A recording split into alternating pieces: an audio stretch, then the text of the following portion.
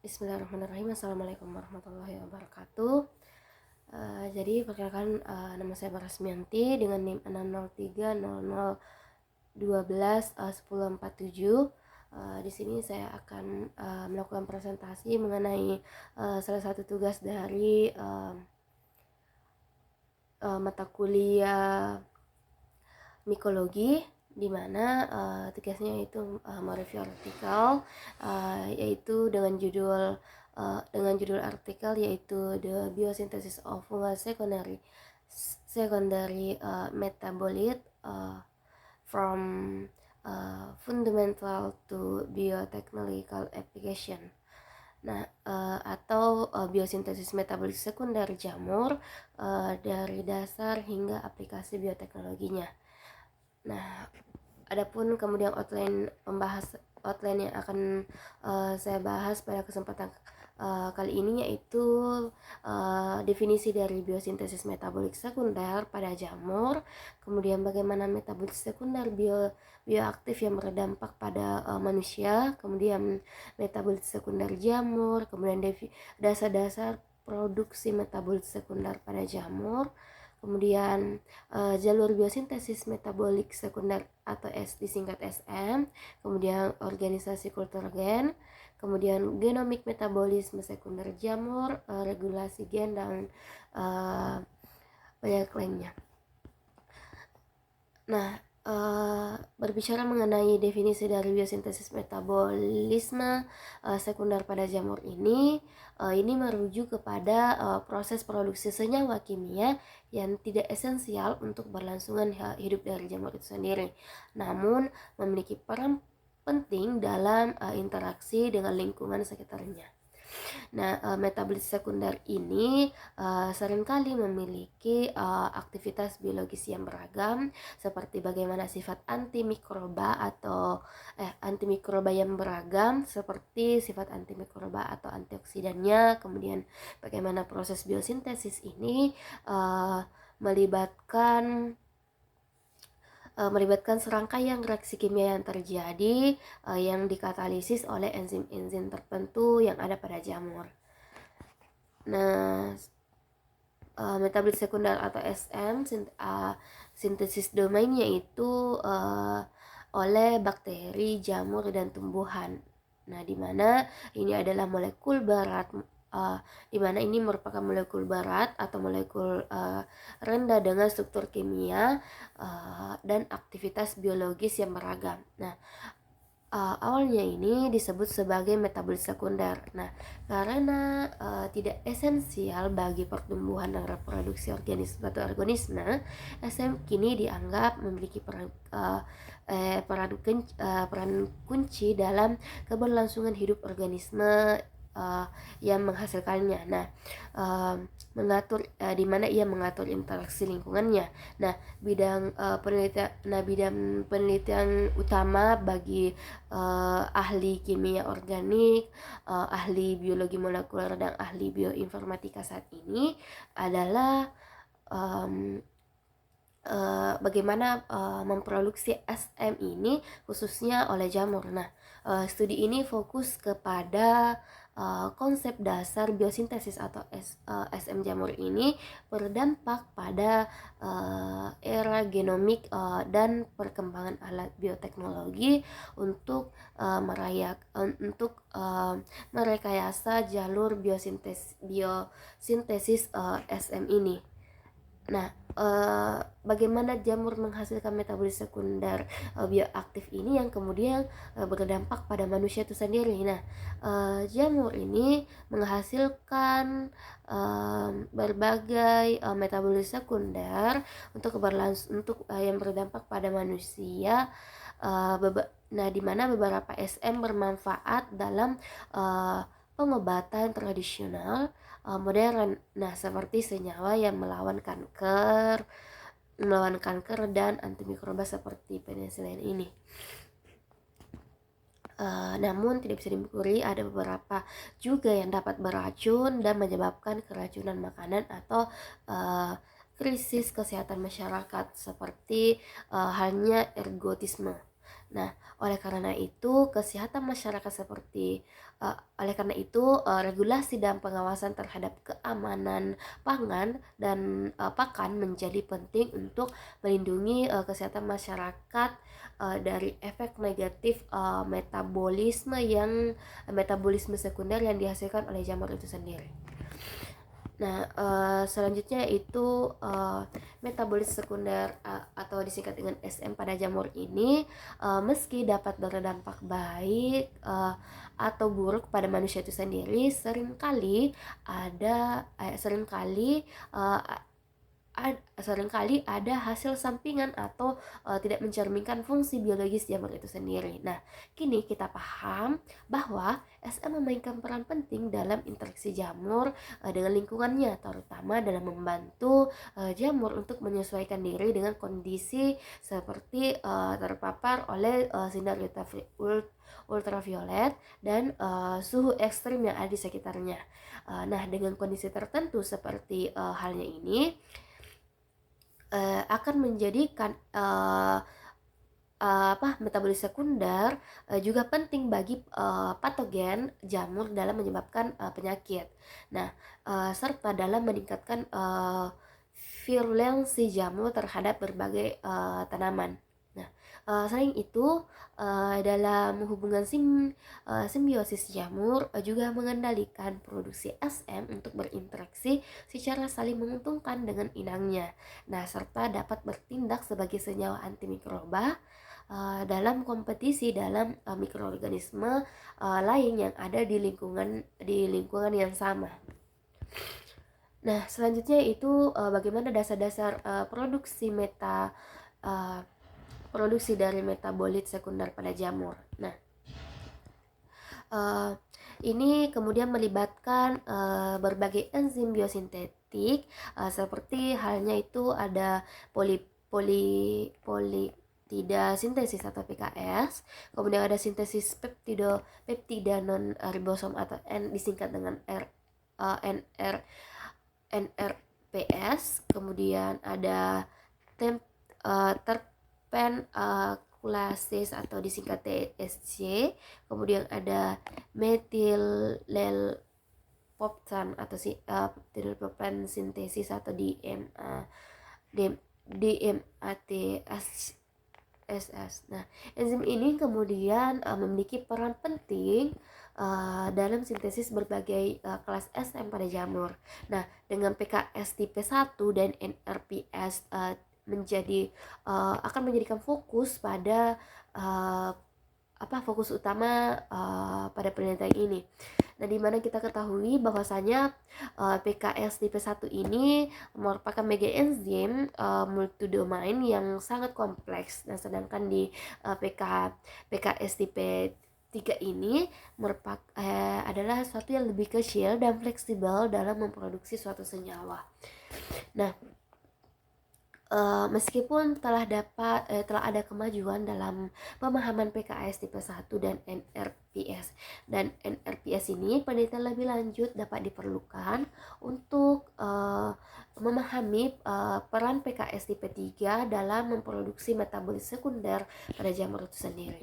Nah, selanjutnya yaitu jalur biosintesis metabolik sekunder. Nah, dapat dilihat pada gambar ini merupakan suatu jalur biosintetik metabolik sekunder yang terjadi pada metabolik sekunder. Nah, di mana pada jamur dapat dibagi menjadi 3 jalur utama. Nah, di mana jalur yang pertama ini melibatkan gen inti dan enzim yang terlibat dalam sintetis tulang punggung kimia SM. Nah, dengan organisme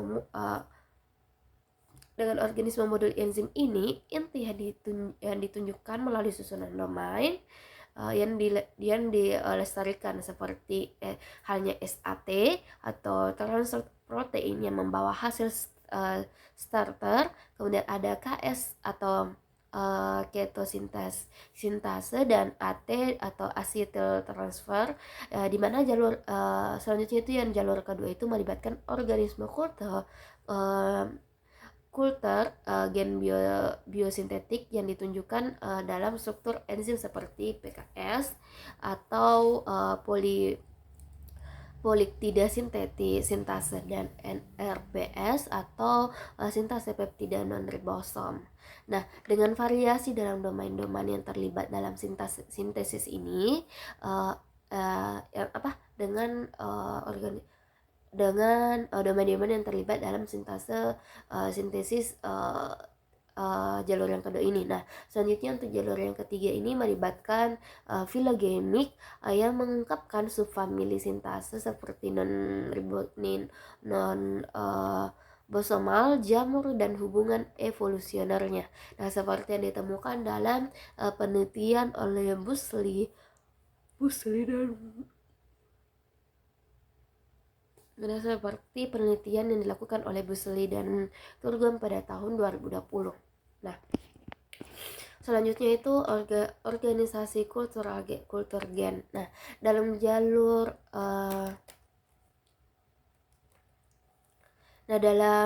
jalur biosintetik jamur ini melibatkan kerjasama gen inti dan menyesuaikan enzim untuk memproduksi zat antara stabil yang pertama. Nah, modifikasi tambahan pada tulang punggung yang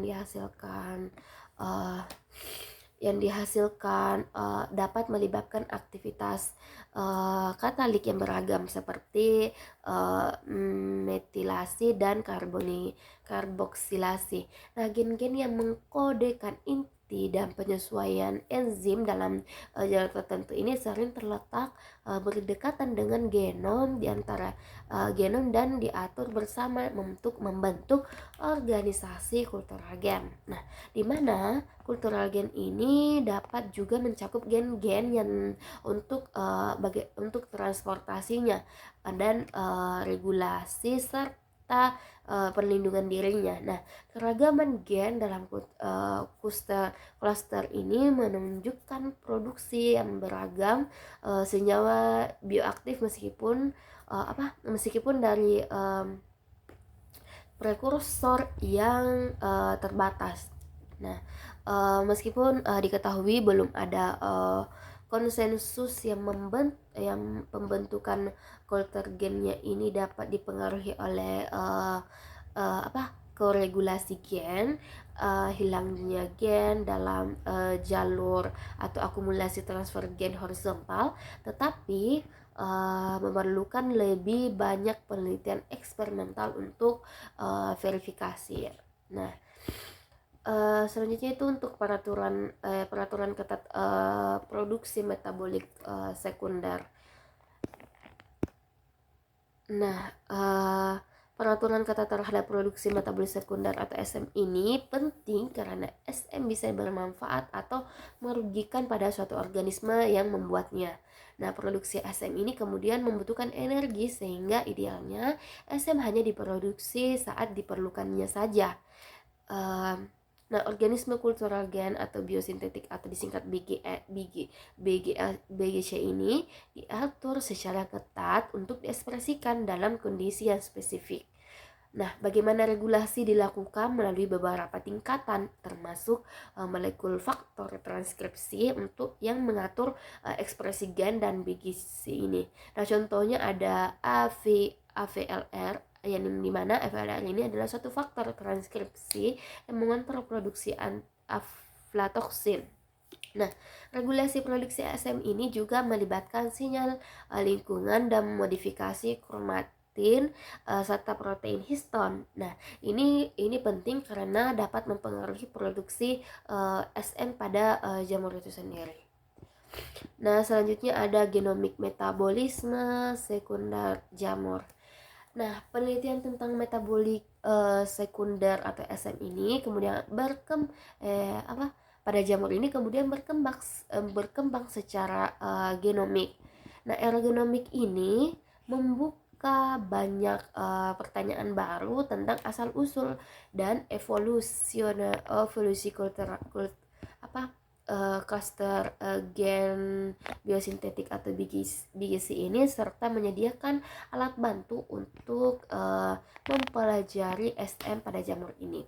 Nah, jumlah dan variasi genom jamur yang tersedia semakin bertambah berkat perkembangan teknologi sekunder, generasi berikutnya atau next generation sequence atau NGSE-nya ini, dan penurunan biaya sequencing. Nah, sekarang terdapat banyak data genomik yang tersedia di repositori publik seperti NCBI dan portal Joint Genome Institute MICOM-COS, dan baik informasi ini memungkinkan penelitian lebih lanjut tentang reaksi biokimia dan aktivitas biologis yang terkait dengan senyawa metabolik jamur. Nah, adapun kemudian kelimpahan data dari kelimpahan jamur biosintesis genom dan genom jamur, di mana minat baru terhadap metabolis sekunder atau SM jamur ini disebabkan oleh ketersediaan genom jamur. Nah, di mana genom ini memungkinkan kita melihat bahwa jamur memiliki potensi besar untuk menghasilkan lebih banyak SM daripada yang biasa kita deteksi di laboratorium. Nah, banyak jalur biosintesis dengan genom tetapi tidak dalam tidak aktif dalam kondisi standar laboratorium yang disebut sebagai jalur biosintesis yang samar. Nah, misalnya jamur dari Aspergillus nidulans. Nah, di mana ini memiliki banyak jalur dia memiliki banyak jalur, tetapi kita hanya tahu SM yang dihasilkan dari beberapa saja. Nah, ini karena adanya regulasi ketat reproduksi SM dalam kondisi lingkungan dalam Ascomycota menunjukkan potensi produksi SM yang tinggi. Nah, sedangkan di contoh lainnya itu ada Basidomycota yang menunjukkan kapasitas produksi yang lebih moderat. Nah, meskipun diketahui banyak SM jamur yang telah dilaporkan banyak atau BGS-nya itu yang bertanggung jawab untuk produksi mereka, masih belum dipahami bagaimana identifikasi dan prioritas BGC ini tidak aktif. Nah, tidak aktif adalah langkah yang penting yang perlu dilakukan untuk menggunakan pendekatan bioinformatika seperti upaya karakterisasi lebih lanjut. Nah, ini adalah gambar berikut ini adalah ada data-data bagaimana kelimpahan dari genom dari jamur itu sendiri. Nah, selanjutnya itu bagaimana untuk memprediksi kelompok gen biosintetik atau BGCS. BGS ini secara digital biasanya itu dimulai dengan mencari gen inti dalam genom jamur. Nah, alat-alat seperti yang digunakan MURV dan anti-SMARS yang membantu dalam proses ini dengan memanfaatkan profil dari domain protein untuk mendeteksi enzim inti yang terlibat dalam produksi metabolit sekunder atau SM. Namun prediksi batas dari BGC ini masih menjadi tantangan sampai sekarang ini. Nah, selanjutnya itu diketahui pula ada dua pendekatan utama dalam prediksi BGC ini, yang bergantung pada motif yang tidak bergantung ada yang bergantung pada motif dan ada yang tidak bergantung pada motif. Nah, pendekatan yang bergantung pada motif ini menggunakan model matematika probabilistik untuk mencari domain enzim inti yang umum dalam kelas biosintetik tertentu. Nah, sedangkan pendekatan tanpa motif pemanfaatan strategi komparatif genom dan pengelompokan gen untuk mengidentifikasi bagaimana PGC ini berdasarkan keberadaan gen yang terkait. Nah, selain itu pula terdapat pendekatan prioritas atau gizi untuk karakterisasi fungsional dalam yang dilakukan berdasarkan berbagai faktor. Nah, seperti filogenik enzim inti, fungsi enzimatik yang diharapkan dalam kesamaan struktural kimia dengan senyawa yang sudah diketahui, yang diduga untuk menghasilkan senyawa baru dan senyawa dengan aktivitas biologis tertentu untuk diprioritaskan dalam karakteristik fungsionalnya. Nah, selanjutnya yaitu bagaimana regulasi gen pada jamur ini, di mana pengembangan teknologi bioteknologi dan pemahaman yang lebih tentang regulasi gen dalam jamur ini kemudian telah membuka pintu untuk mengaktifkan produksi senyawa metabolit sekunder atau SM yang tidak aktif secara alami. Nah, ini penting karena banyak SM yang bermanfaat secara potensial tetapi tidak termanfaatkan karena diekspresikan dalam kondisi standar laboratorium. Nah, strategi seperti modifikasi kondisi kultur, budidaya bersama mikroorganisme, dan modifikasi genetik telah terbukti berhasil dalam mengaktifkan produksi XM yang diam. Nah, misalnya pula ada pendekatan seperti OSMAC atau satu strain, banyak senyawa yang telah membantu mengungkapkan bagaimana beragamnya senyawa baru dari jamur dengan menumbuhkan dalam berbagai kondisi dan substratnya.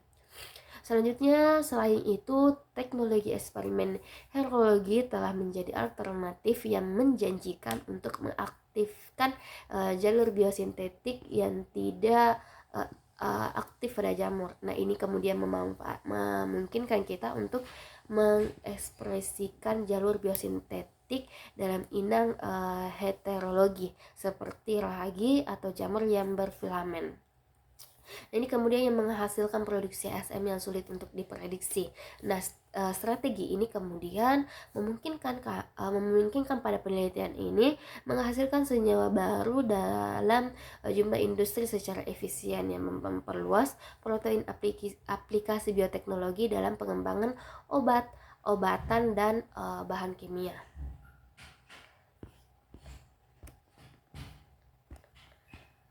Nah, dengan pengembangan lebih lanjut dalam bidang bioinformatika dalam karakteristik fungsional di gen jamur, serta terus berlangsungnya pengembangan teknologi bioteknologi